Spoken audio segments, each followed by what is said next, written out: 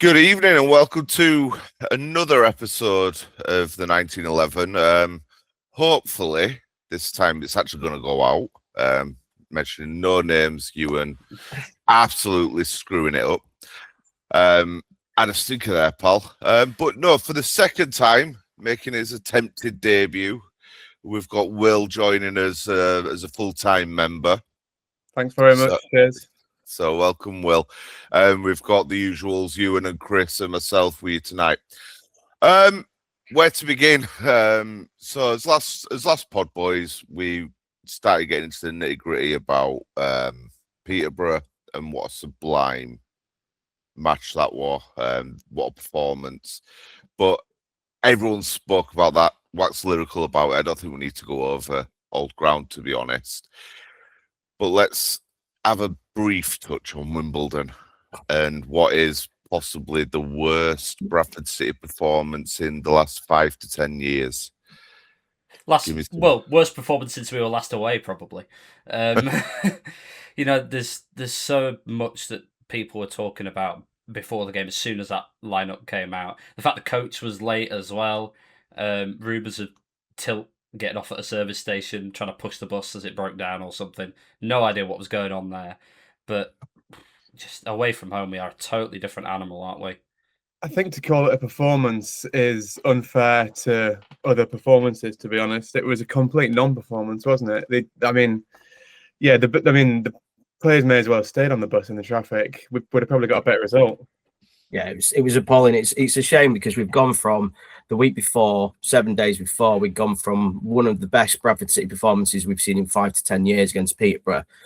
And then we go and we have one of the worst performances we've had in a long, long time. And yeah, we might as well not bother turning up. Me and Will were in the pub and somebody mentioned to us, I think it was about 2:45, that the bus had just gone past where we were. And I kind of think that was just a sign of what was to come. It was just a really, really dismal performance. I think the frustration with it is, and I mean, I might be stating the obvious a bit here, but so far this season, we've seen the ceiling of the players that we've got, not just at home, like away as well.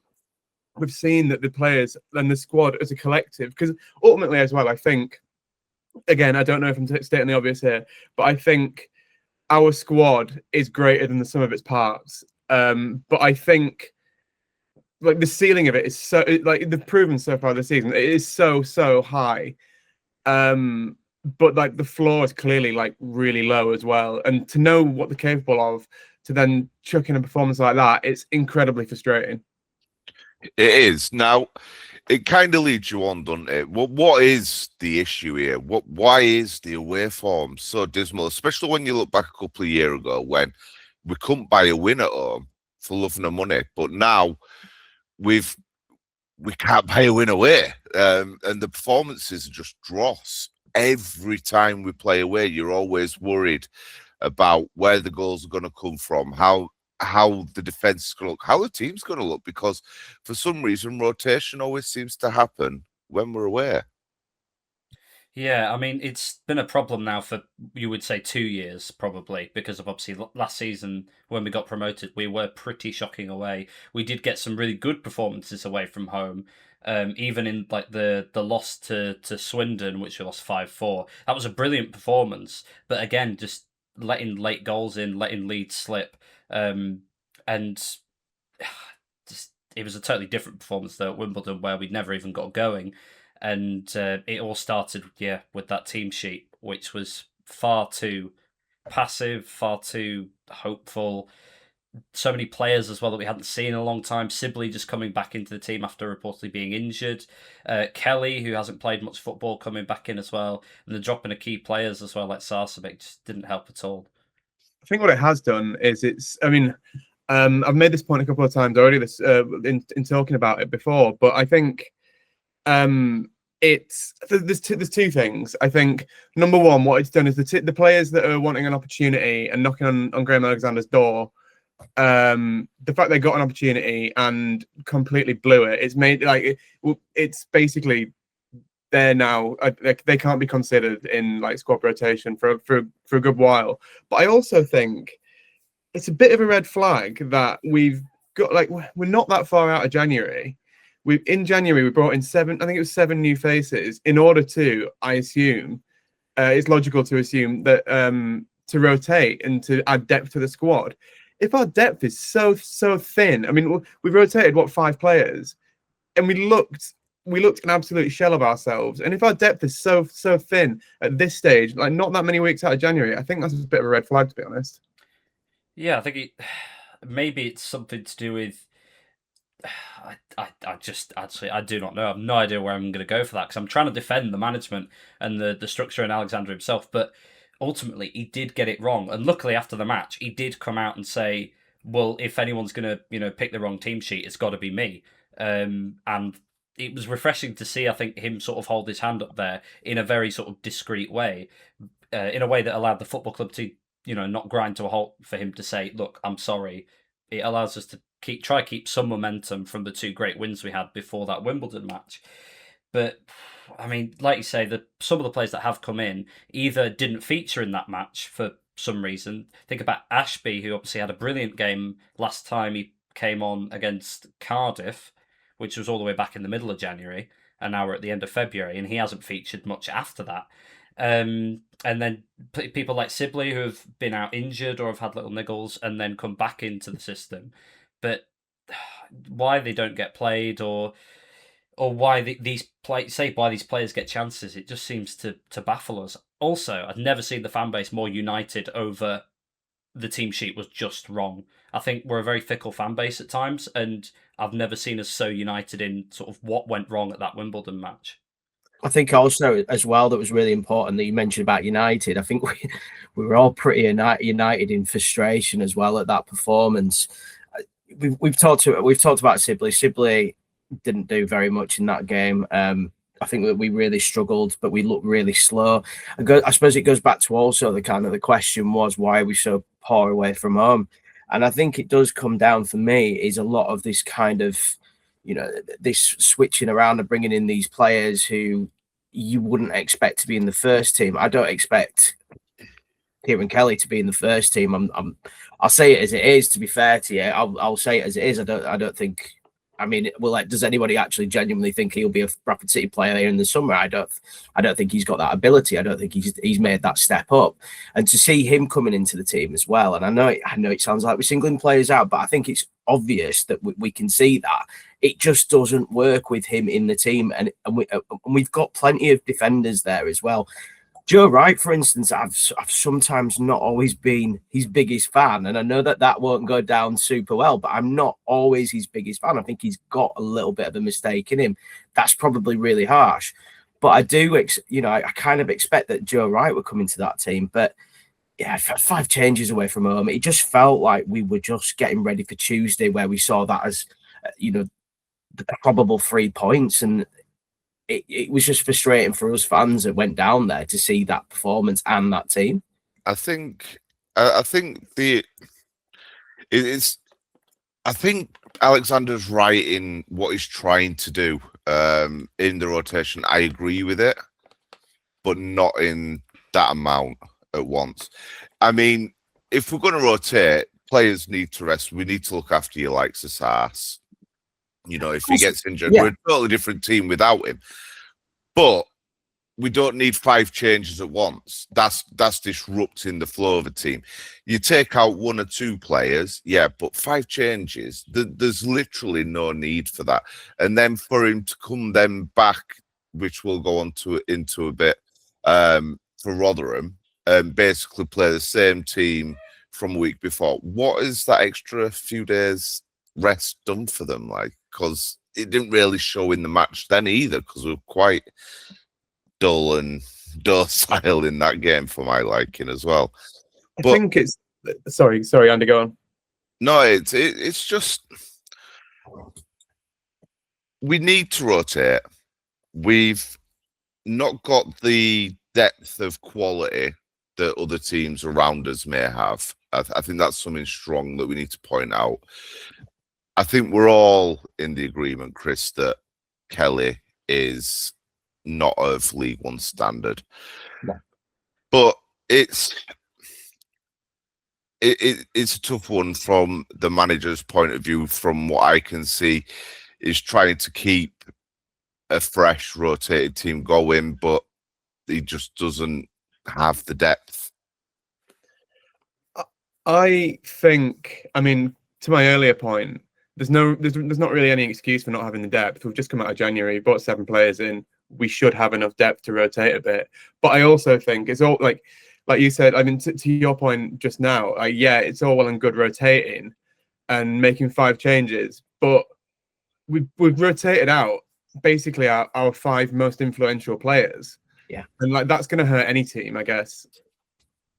And I don't understand as well why, if he knows we're so poor away, which you have been pretty much all season, why aren't you doing the rotation the other way around? Why aren't we making 5 changes for Rotherham at home when, you know, it's a home game? We've got the atmosphere, which the manager's come out and said is so integral to the team. You know, they're addicted apparently to playing in front of those crowds, which is a real warning sign, I think, for me, is if you can't motivate your players to play away from home, which I don't think we haven't sold out an away end yet this season. I think we've had all sellouts so far. Like, correct me if I'm wrong, but I think we have sold out every game. I think there's been about 2 or 3 that haven't sold out, but I mean the point still stands. Like, it's not as if, you know, we have a quiet away support that you know is timid and we don't travel well. I think, you know, we sold 5,000 tickets for Bolton. We've sold, you know, I mean, admittedly it's not happened yet, but 4,600 tickets sold for Wigan. You know, we travel in big numbers. Well, that is a sellout now, that Wigan game. Yeah. That is confirmed as, you know, nearly 5,000. And again, when we go to Barnsley in April, we'll fill that stand, which is nearly 6,000. You know, we travel so well. It's not an excuse to say that the players can't produce when they don't have an atmosphere, because it's just such a red flag to me. And I'd rather see hungry players who maybe haven't had the rub of the green, your Kellys, come out when we are so strong at home, when we are really defensively solid, and put in a shift against a team like Rotherham, rather than go to a ground like Wimbledon, which has been a bit of a bogey ground recently. Being devil's advocate, though, with that, is it a case of Valley Parade is such a fortress, we don't want to put anything in the way that could ruin that, because our stance can be quite toxic. If it starts going the wrong way for us, we turn pretty quick. I don't think so, Andy. I think that when you look at how we play at home, we're very quick. Let's face it, we're very pacey. We do have a lot of strength, and a lot of the times that has actually brought for us the 3 points. I know that there was the comment of these players need to stop wanting to play in front of 20,000. You know, I'm not having that. I'm not listening to that. But I feel like the tempo is very different. I think when you look at kind of some of the goals that we've conceded away from home, I think I mentioned it a few weeks ago, was where we keep getting caught out by these really quick throw-ins. Or even so, they're not that quick, but we keep getting caught out. We got caught out on Saturday, especially where, I mean, that was embarrassing, where there was the throw-in and it went straight to a one-on-one. It feels to me like when we're playing away from home, we are so cautious, and the tempo is really, really slow, which I think is also affecting the fact we can't have any shots on target, or we're struggling, certainly until Humps comes on. But I would say that for me is a definite kind of red flag as to why we seem to be struggling. It's almost like where we are scared to play away from home. Really predictable as well. Really predictable. And that, again, I actually totally agree. I hadn't thought about it really, about being the pace and the tempo that we play at. But yeah, if we're slowing the game down so much, and of course teams can shift back into their shape and be defensively solid against us, and that's why we don't get any shots away from home. Was it Nathan Evans again saying it was the first time away day we hadn't had a shot on target for like 6 years or something like that? It was the first half, wasn't it? We didn't have a shot on target. Yeah. Now, is that down to Graham's tactics, though, or is it just a mentality thing? Have the players got it in their heads that we can't perform like we do at home? Is it mentality, or is Graham saying we're going to set up differently, we're going to attack a game differently? And if so, then what does he need to be doing? I think it's a self-fulfilling prophecy at the moment, to be honest. I think, like, without our home form, we're basically nothing. So we have to play our best team at home. We have to attack. We have to completely go for it at home to make sure we win those games. Because if we don't win those games, we're going to fall down the table really, really quickly. But because of that, we rotate away. We play a lot more cautiously, and then the mentality completely changes. And because of that, we basically write our own. We write our own gravestone before we've even kicked off. I mean, I definitely agree that we definitely look to be unbeatable at home because that's something that's really important. Like you say, if we hadn't won, 30 out of 40 in the last calendar year or whatever it is, I can't remember what the stat is. But if we're that unbeatable at home, yeah, of course you don't want to lose that. But at the same time, if let's say, these players do want to play in front of 20,000 crowds and they are addicted to that, then why aren't the fringe players chomping at the bit and why aren't they the ones that are getting rotated in for those games?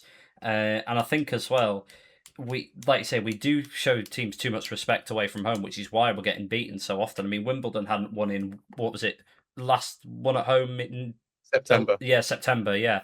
And to go there and lose, not just, lose tightly, but lose handily, 3-0. It's embarrassing.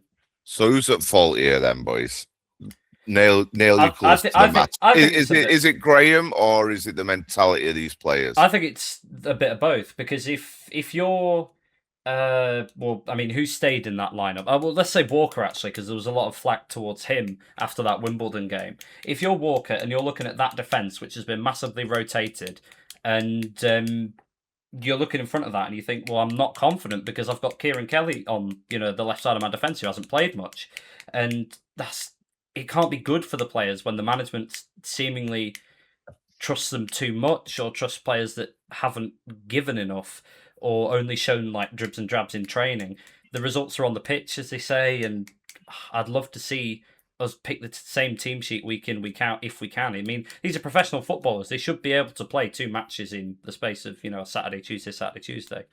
I take the point there, but I also don't necessarily think in Walker's case, I don't think that's a fair criticism. I mean, like all last season and a lot of this season, we've mixed and matched our defence. That we've not necessarily had that consistent a defensive line for the last 18 months, and that's not been. We've got by all right. So I don't necessarily think that he can sit by and say, well, I'm not confident because this isn't a consistent back 3, back 5 or whatever in front of me. I think it's a mentality thing. I think that is partially on the players, but it's partially not to sit on the fence, but I think it's partially on both sides of things. It's on the management team and the backroom staff to get the players up and get them in the right mentality for the game. But it's on the players to have a professional attitude and attack every game in the best way possible. If they're knocking on the manager's door and asking why they're not in the team and then they get in the team and the players are appalling as that, I think that speaks volumes for me. I think that says it all. I think that, at the end of the day, GA has just tried to bring it. He's brought in a squad. As he's mentioned, he's defended them on numerous occasions about how strong this squad is. And they let him down. I do think that he also let himself down. I think that he was probably too overly confident with that team. But listen, after what GA has done so far, I think we can absolutely afford him that one, and I think we just have to move on from it, and just hopefully against Reading on Saturday we can actually show a proper performance against a team that are very much in form. Yeah, well, we go into last night, so back at home. Under lights, Valley Parade, water in the mud and the beach for no reason whatsoever. It's quite a lackluster performance. I was expecting more of a performance from our boys after what happened at the weekend. Don't get me wrong, a win's a win. Like 3 points, take it however it comes. I'm not going to complain at that. But it just felt like there was still something missing, don't you think? I don't know. I think, personally, anyway, I think that game went pretty much almost exactly as I expected it would do. After a game like Wimbledon, you just get in. Let's not do anything fancy. Get the 3 points and get out. And also, let's not forget, we hit the post, we hit the bar as well. we could like if at least one more of those, or if both of those go in, then it has a like you frame it differently, don't you? I mean, it's impossible to say because obviously if we walk away from that 3-0, then yeah, the course of the game has been drastically changed anyway, and we probably would have played with a higher tempo at times, because we're on the front foot, which we weren't a lot of the time. But that can be attributed to the fact Jackson went off injured, and obviously Wheatley came on. It did kind of stunt our progress for a while.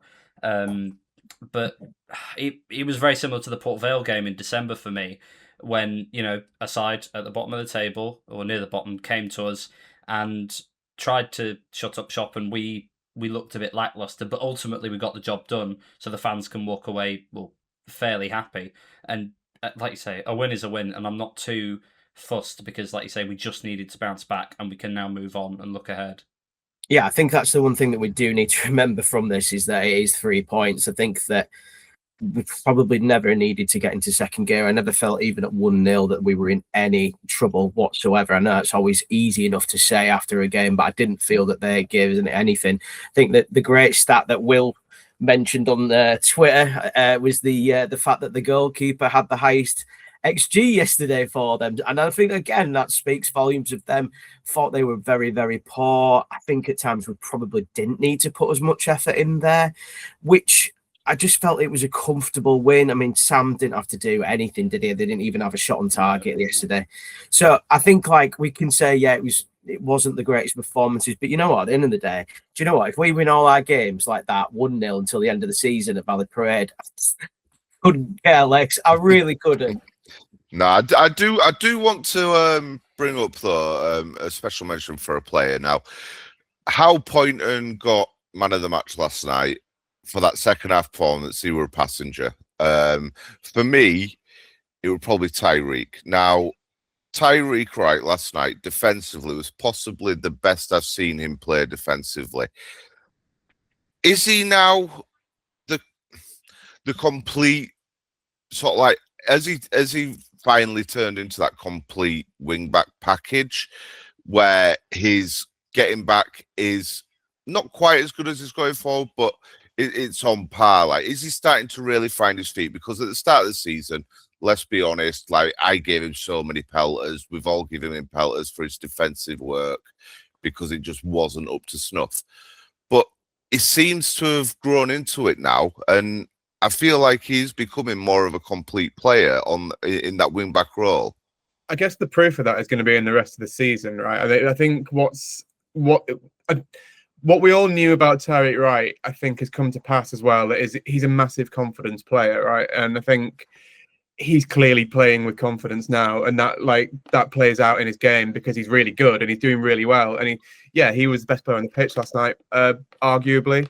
And I think also shout out to Chris. Was it in the previous episode where he said that he was the best crosser of the ball? I was going to mention that. To steal your thunder, but that was a great assist. And I think what is interesting as well, I don't know if anyone listened to his post-match interview on Radio Leeds, but Jamie Rayner referred to him as a left wing back, and he sort of accepted that. And I think, he's I mean, look, we're a much better team with him in it than without him at the moment, and I think that says a lot. Yeah, I completely agree. I think, as you mentioned, it's really important that the thing is with Tyreek is that it is confidence about him. When he's playing, when he's full of confidence, he is some player, and there's no doubt in that. A lovely, lovely little cross for him, an assist again yesterday, which, I mean, this is the thing. We've got two sides now that can cross the ball, which is brilliant. But I think that I really, really enjoyed because he like going back to what he mentioned as well on his interview, and obviously he had a terrible time down at Plymouth. He didn't even acknowledge them by name. I think he called them something that other place or something like that in his interview. But he said himself that he's become that player, and I think it's really important as well for us all to remember is that he came into the game as a winger, and he has now been transformed into that wing back. It's not going to be something that he picks up straight away, and it has taken that transition time, but I mean, for me, I think I'd tell you what's really, really interesting was that on Saturday when he wasn't in the team or wasn't on the bench, one of the first names that I heard anybody mention was, why is Tyreek not in the squad? And I think that shows exactly how well he's been doing recently, that the fans are actually starting to be really gutted that he's not involved with the squad whatsoever. Yeah, I mean, you're forgetting as well how long he's been here now. You know, in probably next season, he's going to be entering that senior sort of leadership squad, like the real core of the system of how we play and the dressing room as well, replacing someone like Halliday who was here for just slightly longer. He's a real key integral part of the squad, and like you say, it's very easy to forget that when Alexander first came in and he was playing him in that wing back role, is that when we played the teams at the top end of League Two, he really was found out because he couldn't track back, he couldn't defend as well. But I'd say that defensively he is really good now. Obviously, we did just play a side that are in the relegation zone that didn't really trouble us, didn't have a shot on target. So the proof will be in the coming matches when we do play some harder teams, if he can perform again, especially going back the way. If we go up or stay in League One this season, either way, his contract is ending end of this season. Do we renew, regardless of what league we're in, or do we go out looking for someone else? Is he strong enough in that wing back role? If we go up to be squad player, first teamer, or do we look elsewhere, or do we just focus on keep working with him? If we get promoted, then I don't think he's good enough for the Championship right now, and I don't think at 25 they're going to invest that much more time into him when they can more than likely go and pick someone else up who probably is ready for the Championship. But if we stay in League One, then absolutely, like I think he'll retain his spot in the team. I also think, just going back to last night briefly, I think it's worth pointing out and making the point that he shifted Ibu Toure out of the team as well, which he's probably been arguably he's been our player of the year so far, most consistent player. I don't know whether he's been ever present so far, but if not, I think he might have been ever present up to that point, or basically ever present. And Toure, who was also brought in as a left wing back, and he shifted him out of the team, and now Toure is basically he's a left centre back because of how well Wright's been playing. That's fair. And there's a big debate going on socials as well about Wheatley. What camp are you in? Is he turning into a bit of a non-starter? I know he's not had much opportunity yet. You've just answered your question there. No. I think we need to, and I know why we're doing it, but I think we've got to give the lad a bit of time first of all. There is glimpses there, and for me, there is definitely glimpses there. You can see that he's strong. He's quick. He's kind of got, he's very, very quick. And there is something about him, certainly. I think there is something there. Whether he's going to kick on for Man United, I don't think he will. I don't think that he will be at that level. I mean, I hope for the lad I'm wrong, but I think already we're already jumping on his back already. I think the thing with Wheatley was that he was always going to need that time, and whether it was the right decision to bring him in January, I'm sure that we'll find out in the next few weeks. But I think that for me, I think everybody's jumping the gun far too quickly at the moment. I mean, he's meant to be a striker, Chris, and in his first 2 games, he came on and bottled what should have been two chances that he created. Can I add as well, because he created the one against Luton, because he should never have won that ball in the first place, and he certainly shouldn't have won the one against Peterborough. So he's creating the chances. He's obviously got that ability and he's got the speed. So I don't think that he bottled them. I think that he created the one against Peterborough as well. By the time he's won the ball back and actually it's at his feet ready for hit, the goalkeeper's basically in his face already. He's got no time there to actually hit it. The Luton one is slightly indefensible. Because he's got a lot of the goal to aim at, and the goalkeeper's just guessed him. And he shouldn't have dragged it near post. Should have put it into the far post, absolutely. But again, that was his first appearance, wasn't it? So I think you've got to give him that time, like you say. I think you're being very kind to suggest that he made the one against Luton after Stephen Humphries and Anthony Sarcevic's work in midfield. But I think he's still got. Listen, he still did. he has to move. I think that nobody else would have got onto that one. I think my point. But he's clearly got a role to play. I think he and now if Caden Jackson's injured for a while, we might see him start a little bit more, because essentially when he plays as a number 9, he's playing off the shoulder. He's quite pacey, but if we let's call a spade, and in his time with us so far, he has been ineffectual. He's bottled his he's had 2 chances and he's bottled both of them, and he's been ineffectual. He's not done or achieved anything on the pitch, and I'm not saying that means that he's not going to, and I'm not saying that he doesn't have a role to play. But if we're judging him on his time on the pitch, he's not done anything. He's not, and let's be fair here. He's not really had that much time.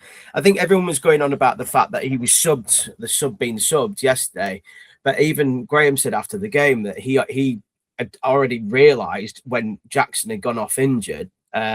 By the way, Jackson, it looks like was in a boot today, so that doesn't sound overly good. But when he said that when he came onto the pitch, he was already thinking around about the 75 mark, he was going to have to bring on another forward and would bring it on for Wheatley. And I feel that because of that, which is obviously quite degrading for a player, I totally understand the reasons why it happens from time to time. But I think because of that, a lot of fans have kicked onto that. And I don't think that that's fair.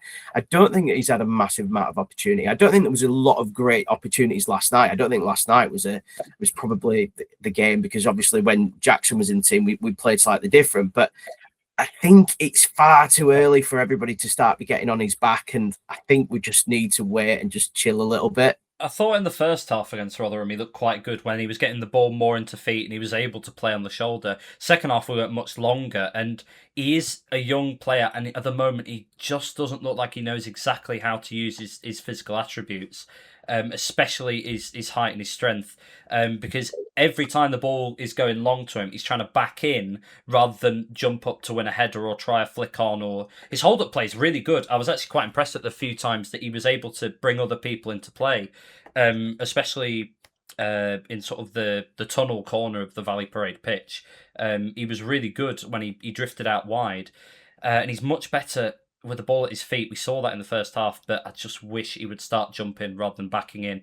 He's a big lad. He's got to use his frame to the best of his abilities, and he'll learn. You know, the thing that happens with these young players when they come down for the Premier League is that they do take that time to adapt to the physical side of the EFL, and once they've sorted it, you know, the world's their oyster, and they'll start performing.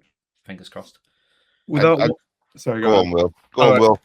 Without wanting to cause another debate about someone playing centre forward and has wanted to play out wide, because we've got one of them already, and that's enough. But Wheatley has played, to my mind anyway, he's played a lot of the majority of his career as a wide forward, hasn't he? Or at least a lot. He played out wide for Northampton, and I'd be keen to see him in a wide role with someone like Humphries or Mullin as a centre forward, because I do think he's got a lot to offer.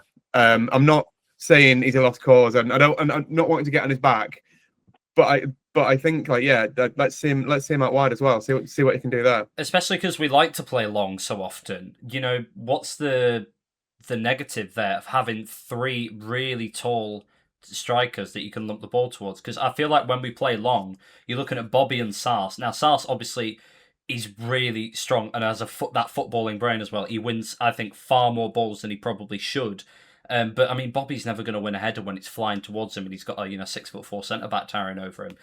I know it's a mute point, because Humphries will never play wide at this football club as long as we play some variation of 3-4-3, because he needs that wide player to track back. Alexander said it himself, and Humphries has said it as well. But a front 3 of Humphries, Mullin or Jackson, and then Wheatley could be really, really effective. Now, for me, I do want to just go back to a point you made, Will, about Torre being possibly the most consistent performer. I'm going to have to disagree. Curtis Tilt, when he's not being injured, he is Mr. Consistent. You can count on the palm on one hand how many times he's had a bad game. That doesn't make him I've not been. Well, no, because if you look at Torre, I've not been impressed with him for a while now. He doesn't seem to be himself, the player that he was at the start of the season. He's not been over the last few weeks, to be fair. Isn't that something to do with him being in a less visible role? Potentially, it could be. Like, yeah. If you're playing wing back in a system that relies on good wing backs, you're going to be seen often. And when he played out wide, obviously, at the start of the season, think of the Blackburn game and things like that. You know, you're so visible in this formation when you sit wide. So yeah, of course, when you play centre back, you're going to be less visible, unless you're Curtis Tilt and you're everywhere on the pitch. He is an absolute mammoth of a man. I think, while I agree with you that Curtis Tilt has been very good this season, I think, like, in terms of what people expected to what we've actually gotten with the signing, the sort of gap is bigger than anyone. It's monumental, isn't it? But let's not, like, he has, along with a few other players, he has had a handful of bad games this season, and I think when he has a bad game, he's absolutely honking. Like, I think Wimbledon. Like, it's not really fair to pick out individuals against Wimbledon because they're all bad. But I mean, he got hooked at half time. I think when he's not because of a hamstring. Fine, if that's what we're saying. Is that a conspiracy? Conspiracy. It might be. Yeah. It was a PR stunt to save his reputation. Don't get me wrong. Tilt's reputation is he's going to be fine for the rest of the season because he's been brilliant. But, like, I think his floor of performance is low when it gets down there. Luckily, it doesn't get down there very often, but when it does, he looks like a fish out of water. I mean, I hate this conversation because we're almost having to, like, because we all absolutely love Curtis and we do.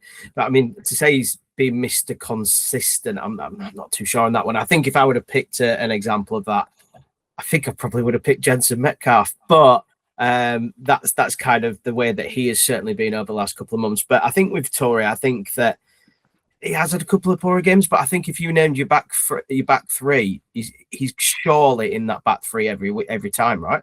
If you're talking about first name on the team sheet, I'm going Baldwin, I think, over Tilt. But that's because we don't really have that many great right-sided centre-backs. I would say. Actually, no, I'd spin that on and say actually Tilt is probably, because the other left-sided centre-back is Kelly. And Pennington plays right centre-back, doesn't he? Yeah. See, again, we've not got another defender like Baldwin, though, have we, that can ping a ball 40 yards. When we talk about Baldwin, actually, because I don't think we've talked about him recently. You know, I'm gonna get straight into it. There was somebody who was on this podcast, might be me, I can't remember, but that might have said that Baldwin should never play for Bradford City again after what happened against Doncaster. Do you know what? I am so glad that I have been proven utterly wrong for the first time. And it is great to see. And some of those passes and the way that man plays, I tell you what, he is some talent, isn't he? And the turnaround as well for him. I'm pretty sure against Peterborough that he got handed the armband. I could be wrong, but I think I'd mentioned that previously. But what a player. Again, even last night, he is unreal at the moment. Those 50-yard passes, man, are just every time unreal. Curtis Tilt must be his hero, because that famous sort of strip that Tilt does where he sprints back, gets his in front of the man and then allows to turn and fire the ball away. Baldwin was doing a few of those as well. So it's good to see that when the defence are a solid unit and they don't get messed around with players coming in, that they can operate and inspire each other like that as well. It's so refreshing as well to have a defender who, when they're playing these diagonal balls, they're not just aimless lumps forward. He's actually like pinging them, and like they're hitting the target almost every time. I can't remember a defender that we've had like in the last 10-15 years that is similar to Aidan Baldwin. Like he is, the redemption arc is crazy, isn't it? It's mental. it It is really is. mental. We could wax lyrical about certain players all night long, and I'm sure there's many more that we can talk about. But we do need to move on. So we'll go to Ewan for some scores on the doors from the weekend, the few matches that were last night, and how's that league table looking? Yeah, so the highlight game from last Saturday was, of course, the lunchtime kickoff where Plymouth beat league leaders Cardiff 5-2. Brilliant game that down on the south coast.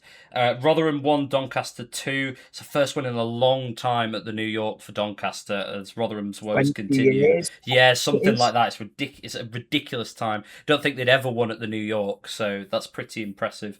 Wycombe 3, Stevenage 1. Blackpool put a great performance into draw 2-2 with Bolton. Huddersfield 2, Barnsley 1, Luton 1, Burton Albion 1, Mansfield 0, Lincoln 2. Lincoln all but promoted to the Championship, I think, now, especially with Bolton drawing. And I mean, Lincoln are just, them and Cardiff are going to run away with it, it looks like. Peterborough 3, Exeter 3, another great game that. Port Vale 1, Reading 1, obviously who Bradford play on Saturday. Stockport 4, Wigan 2, 3 goals in the first 15 minutes there, and 2 red cards for Wigan as well. And then some team from West Yorkshire lost 3-1 at London. Then followed by, there were only 3 games on Tuesday. And if I scroll past all the Champions League, which we don't care about, Burton 3, Stockport 0 was the big game. Have you seen the goal that Hinchcliffe let in, where he's tried to shield it out for a corner, and what was he thinking? If only, if only you could have done that at Valley Parade, it would have been nice. Northampton 0, Port Vale 1 was the only other result from that night, and that means that Bradford jumped back up above Stockport, having slipped back down to 5th on Saturday with the loss against Wimbledon. Bradford now on 58 points, still with the game in hand on Bolton, who are not too far ahead of us. They're on equal points, I believe. Exactly. Goal difference, yeah. I think it's a 6-goal difference, which I can't see us making it too soon. I think I was sort of talking about this after the game yesterday. We're sort of in a weird position now where we're 10 points ahead of 7th and 10 points behind 2nd. It's sort of like playoffs purgatory. And what are we playing for at the moment now? I mean, obviously there's still 13 games to go. So, a lot can happen. We've seen Bradford City capitulate multiple times over the years. Let's not count our chickens. But when does the season begin to peter out and we just look towards the playoffs, or when do we get worried about dropping out, or when do we start to get excited about potentially reigning in the top 2? What? I don't really know where we're at the moment, and I don't know how you guys feel about it. I think it's a great point, and I think it's one that this is why I've been saying, in fact, Ewan said the same since the beginning of the season. We have to take every game as it comes and see what happens and what comes from that. What we're seeing, obviously, it probably sounded like a really depressing podcast. This still in 4th position. We're still very close to 3rd position. We're 10 points away from losing our spot in the playoffs. I don't think there is a point. I don't think it is until it's mathematically secure. It's kind of like when I said I can't wait until we get to that 50 points mark, which we obviously hit on Valentine's Day. For me, that's when you can start moving on and you can start looking about where we're going next. I think it would be very naive, especially knowing the history of what Bradford City have been like over certainly the 30 years that I've supported the club. A little bit longer actually, but knowing what we're like at times, I think you just have to play every game and wait and watch every game as it comes, because otherwise, I mean, football's a funny old game, innit? Anything can happen. That's definitely the mentality that the manager and the players will have. But for me, there is a definitive sort of 2 games that we have left in the season that are massive. And the next one is against Reading, because they are 10 points behind us and sit just outside the playoffs in 7th. Now, I saw a brilliant tweet. I cannot remember who posted it, but someone said, Port Vale are 10 points from safety. And I go, well, they're never going to survive, are they? But Reading are 10 points behind us. And we're thinking, well, they could easily catch us. It's a bit negative, maybe. But that game on Saturday, if we win or draw, I would then start looking into the playoff mix of, right, okay, well, how do we want to order ourselves. Do we want third? Do we want fourth? But again, the players won't think that. The players will just be thinking about win every game. Bolton as well, on the second to last game of the season, last home game of the season, is massive because that is the only playoff team we have to play. We've got one of the easiest run-ins, I think. Yes, we do. So yeah. Just on the run-ins, we like of the top six. There's only one of the top six have their run-in has an average PPG opponent's PPG lower than ours. So of the 13 teams we have to play between now and the end of the season, our opponent's average points per game is 1.32. And Huddersfield is 1.31, but we've got a game extra, so kind of gives us the edge there. Plus, obviously, we're also 6 points above them. And then everyone else's running is more difficult than ours. Stockport, one place below us. Their opponent's remaining points per game is 1.5. Lincoln's 1.4. Bolton's 1.35. Like we've got an opportunity to put some daylight in between, even more daylight in between us and the rest of the teams. And then I don't know, like see what happens. Maybe while I also have the natural pessimism of being a Bradford City fan, and I'm sort of still looking over our shoulder with 10 points to go. Like, to your point there, Ewan, I also just think, I don't know, like sort out the away form and see what happens. Like, well, this is the thing. Hang on. Just before you go on, I just want to say that points per game and what the run-in is slightly deceptive because Huddersfield Stu Dill have to play. I've just messed that up entirely. They've still got to play Lincoln, Plymouth, Cardiff, Bolton. They've got to play Reading as well. You know, those we've only got to play 3 of those. You know, they've got to play the top 2 still. There's a massive opportunity, like you say. I think what you've got to take into consideration is now, like, look at Stockport last night. They got hammered 3-0 by Burton. This league, anyone can beat anyone. And yeah, we are looking over our shoulders because we're Bradford City fans and things usually go wrong. But even though they're not looking like it right now, there is a strong possibility that Cardiff and Lincoln may start slipping up. And if we keep grinding out wins, like you say, we've got the easier of the run-ins on paper going into the final ends of the season. Why aren't the autos? If we can remain around the mix, surely autos has to be the aim. I think if I'm going to be honest in this point, I think that we don't even include Lincoln in this conversation because Lincoln haven't been beaten since November. I think it was Wickham was the last time they got beat in November. And to be honest with you, I think they're absolutely ridiculous. They are so good. Cardiff just keep getting these wins. Obviously, they lost on Saturday. I understand that, but I don't think. Did you see their defence on Saturday? I watched some of that match on Plymouth. Saturday. Plymouth are on the rise though as well. It would disgraceful defending from Cardiff. Like how they can have 75% possession and still be 3-1 down at half time is mental. I just don't think that we can't include. We talk about Lincoln in that conversation. To be honest with you, I think that we shouldn't do. I think I've mentioned this before, and I still stick by this. Lincoln will win the League One. I have no doubt. I honestly believe that really strongly. I think pertinently as well, Cardiff host Lincoln in a couple of weeks. Yes. 7th of March, I think it is. And for any team that is looking to try and chase down the top 2, that's the week where it starts, really, isn't it?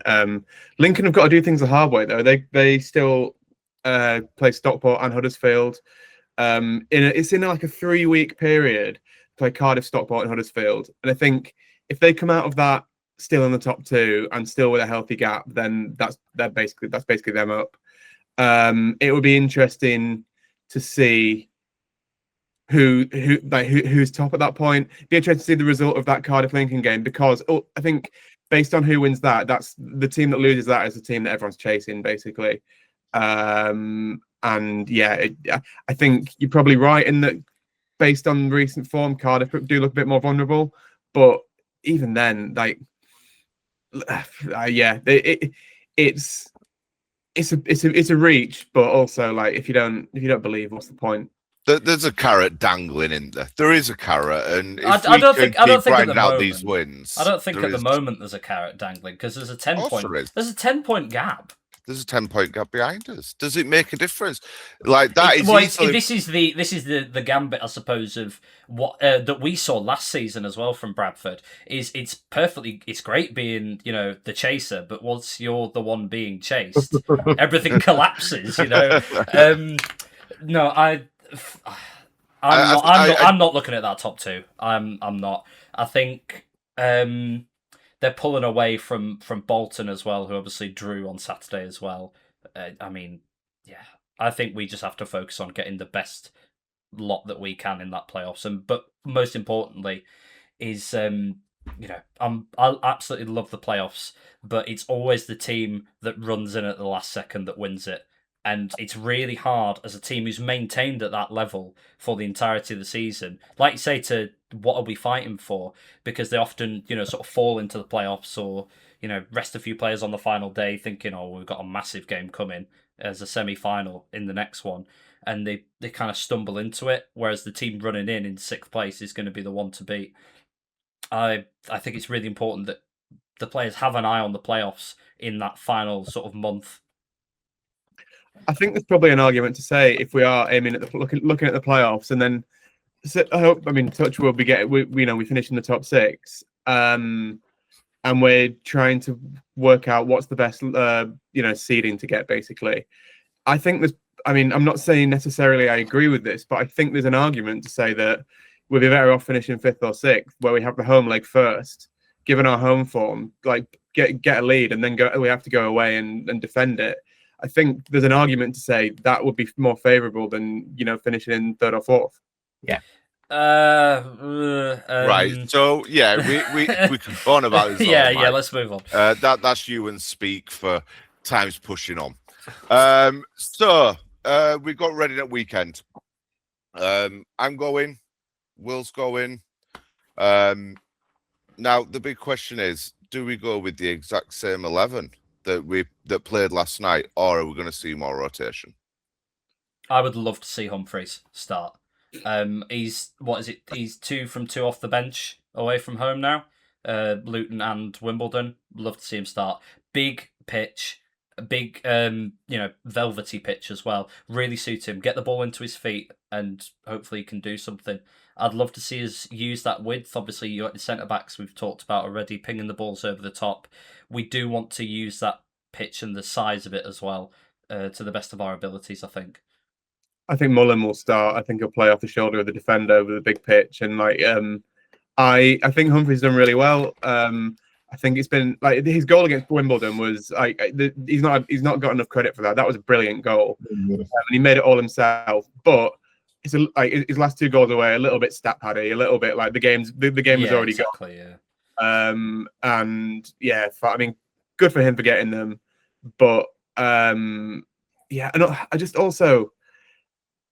I'm not sure how effective he would be from the start. I just think he's not someone who's gonna run in behind and test the defenders like that. And I don't know. I think from the start, I'd start Mullen basically.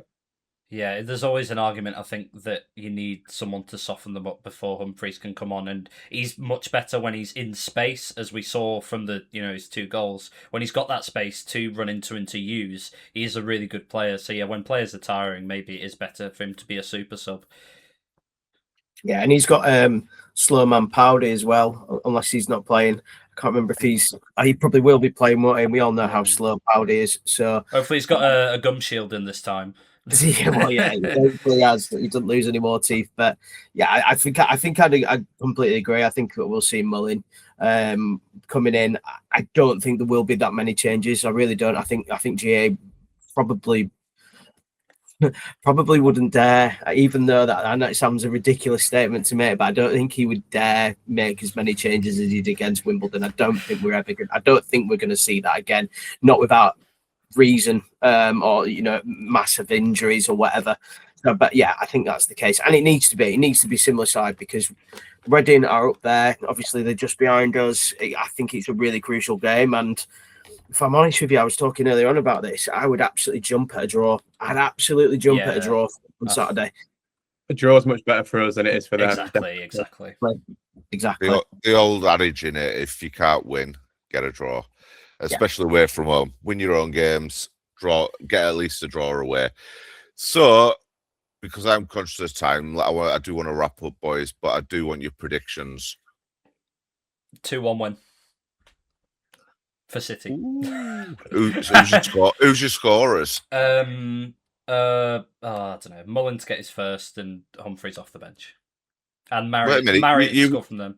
You just said you were starting Humphreys, though. No, well, I'm going to change camp and agree with Will because he's so amazing.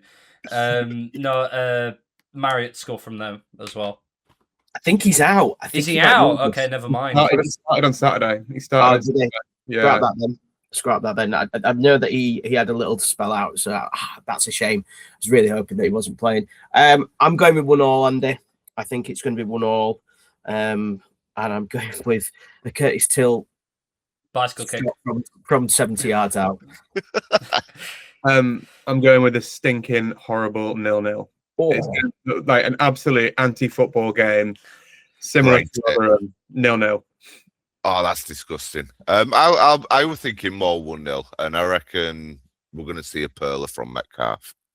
Yeah, he was so close to it last night with that free kick. Twice he was. There was one just before that as well, where he was in the trademark position. Yeah, and he whipped it just past the far post, and then he did hit the bar as well. What a free kick that was. We've got such a special talent with that boy. Player. But yeah, so we can't go on all night, so I'll end it there. Thanks very much for joining me tonight, lads. It's been good as always. Will, I'll see you on Saturday. Yep, nice one. See you then. And join us again for the next one, boys. Ta-da.